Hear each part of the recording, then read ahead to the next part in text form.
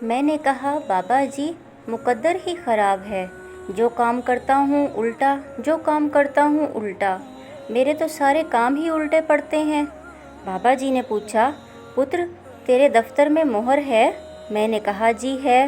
پوچھا یہ بھی جانتے ہو مہر پر الٹے الفاظ لکھے جاتے ہیں؟ پھر فرمایا کہ جانتے ہو وہ سیدھے کیسے ہوتے ہیں؟ پھر خود ہی کہنے لگے کہ جب مہر اپنا ماتھا کاغذ پر ٹیکتی ہے تو اس کے الفاظ سیدھے ہو جاتے ہیں۔ تم بھی اپنا ماتھا جائے نماز پر ٹیکو، سب الٹے کام سیدھے ہو جائیں گے۔ جو عبادات اخلاق اور کردار پر اثر انداز نہ ہو سکیں وہ مشقت کے سوا کچھ نہیں۔ انسان ناراض ہو تو دوبارہ منہ تک نہیں لگاتا، اور وہ رب ناراض ہو تب بھی دن میں 5 بار اپنی طرف بلاتا ہے۔ یہ ہے سچی محبت۔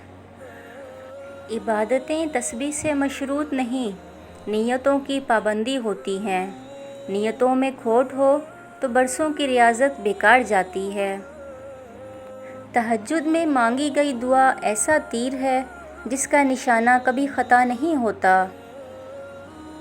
جب انسان میں عاجزی پیدا ہو جاتی ہے تو وہ ایک چونٹی کو بھی بے جا نقصان پہنچانے سے ڈرتا ہے۔ انسان تو بہت دور کی بات ہے، اس کو بھلائی کرنے کی اتنی عادت ہو جاتی ہے کہ وہ اپنے ساتھ برا کرنے والوں کا بھی برا نہیں کرتا، اور ایسے انسان کا اللہ کبھی بھی برا نہیں ہونے دیتا۔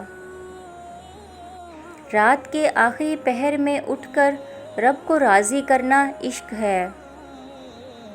فرمان مصطفیٰ صلی اللہ علیہ وآلہ وسلم، جس نے کسی مسلمان کے ساتھ بددیانتی کی یا اسے نقصان یا دھوکہ دیا وہ ہم میں سے نہیں۔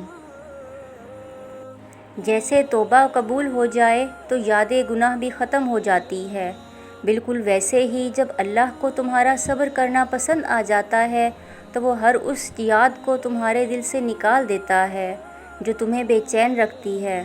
وہ دل مطمئن کرنے خوب جانتا ہے۔ ذکر اگر اللہ کا ہو تو لوہا بھی موم بن جاتا ہے۔ سمندر بہت بڑا ہے لیکن ہم اتنا ہی پانی لے سکتے ہیں جتنا ہمارے ہاتھ میں آتا ہے۔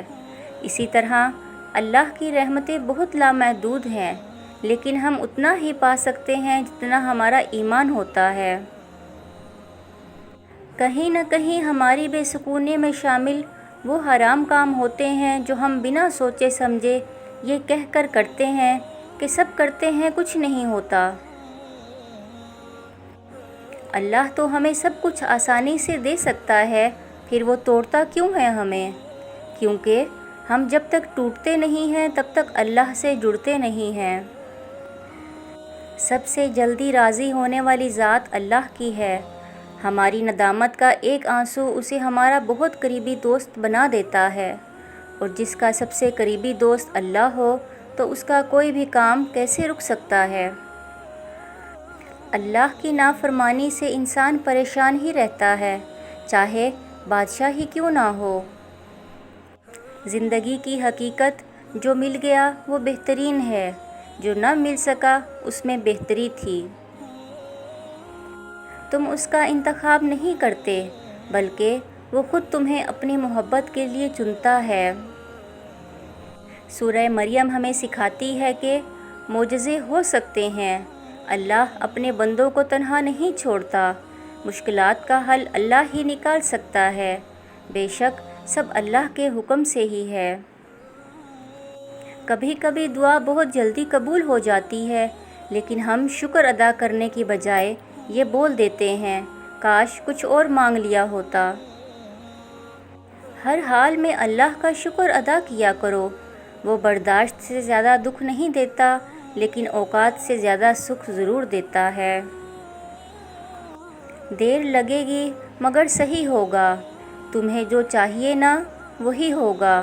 دن برے ہیں مگر زندگی تو نہیں، صبر رکھو، یقین کرو سب اچھا ہوگا۔ Thanks for watching.